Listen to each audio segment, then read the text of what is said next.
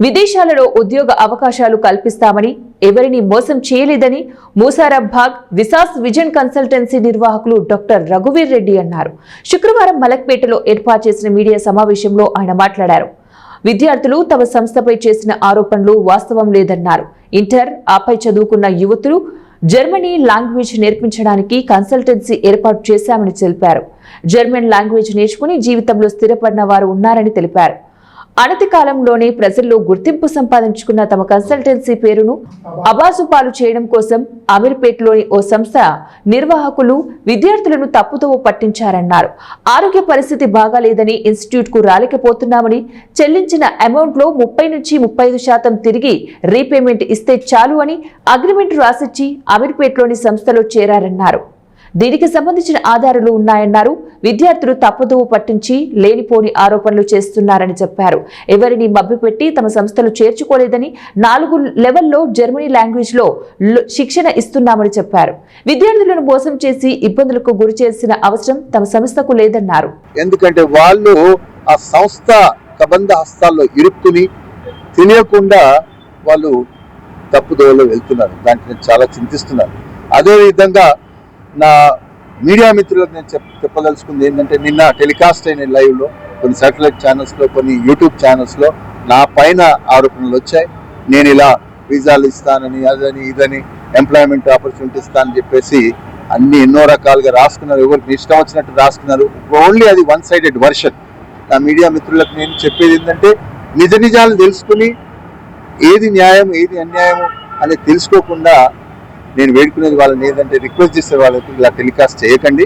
ఎందుకంటే ఇప్పటివరకు మీరు ఏ సంస్థ మీదనైనా, ఏ ఇష్యూ మీదనైనా మీరు ఆరోపణలు చేసినప్పుడు ప్రత్యారోపణ ఎక్స్ప్లెనేషన్స్కి ఇచ్చే వాళ్ళు ముందుకు రారు. కానీ నేను వస్తున్నాను. ఎందుకంటే నాలో నిజాయితీ ఉంది, నాలో ట్రూత్ ఉన్నది. నేను స్టూడెంట్స్ కోసము నాకు పెద్ద ప్యాషన్. వీళ్ళకి స్టూడెంట్స్ బాగుపడాలి, మంచి పేరు తెచ్చుకోవాలని, మంచి మంచి టీవీల్లో, తర్వాత ప్రింట్ మీడియాలో హెడ్లైన్స్లో ఆంధ్రాలో పోతే నాకు నీరాజనం పలికి స్టూడెంట్స్కి ఇట్లాంటి ఆపర్చునిటీ వచ్చింది. హెడ్లైన్స్లో, పేపర్స్లో ఇచ్చారు. నేను ప్రొవైడ్ చేస్తున్న ఆపర్చునిటీస్. కానీ నేను చాలా చింతిస్తున్నాను, చాలా బాధపడుతున్నాను. ఇలాంటి ఏదో సంస్థ వాళ్ళ సొంతం కొరకు నాలాంటి సంస్థ పెట్టుకుని కొత్తగా అతను వ్యాపారం జరుగుతలేదని చెప్పేసి, నేను హైయెస్ట్ స్పీడ్లో గ్రో అవుతున్నానని చెప్పేసి నేను సంస్థ స్థాపించి 1.5 years అయింది.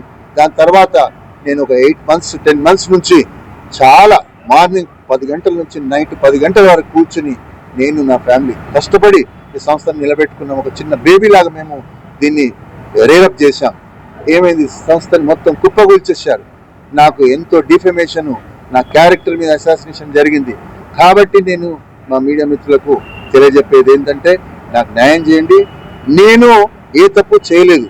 వాళ్ళు ఏం చెప్తున్నారు, మీరు సంస్థ జర్మన్ సంస్థ అంటున్నారు, నేను 4 లెవెల్ నేర్పిస్తాను, దాని తర్వాత మీకు అవకాశం ఉంటే మీరు చూసుకోండి అని చెప్పాను. నాది only institute, German language institute. నా బాధ్యత ఏంది, 4 levels వరకు A1 A2 B1 B2 వరకు నేర్పించాలి. నేను B1 వరకు నేర్పించాను.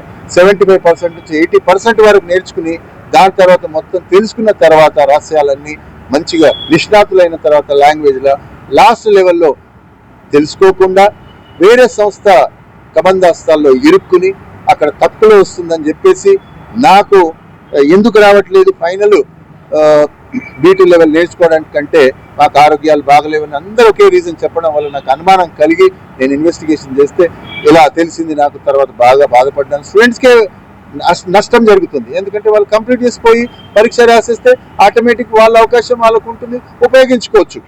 అది వదిలేసేసుకుని తక్కువలో వస్తుందని చెప్పేసి కొంతమందిని స్టూడెంట్స్ని వాళ్ళు సంస్థ వాళ్ళు ఒక ఏజెంట్లుగా తయారు చేసి మా 2వ బ్యాచ్ని 3వ బ్యాచ్ని కూడా ఇన్ఫ్లుయెన్స్ చేసి నన్ను ఇంకా నష్టపరచాలి, పూర్తిగా నా సంస్థను కుప్పగూల్చి నన్ను నిర్వీర్యం చేసి నా సంస్థని స్టాప్ చేయాలని చెప్పి, కంప్లీట్గా క్లోజ్ చేయాలని చెప్పేసి ఎన్నో విధాల సకల ప్రయత్నాలు చేశారు.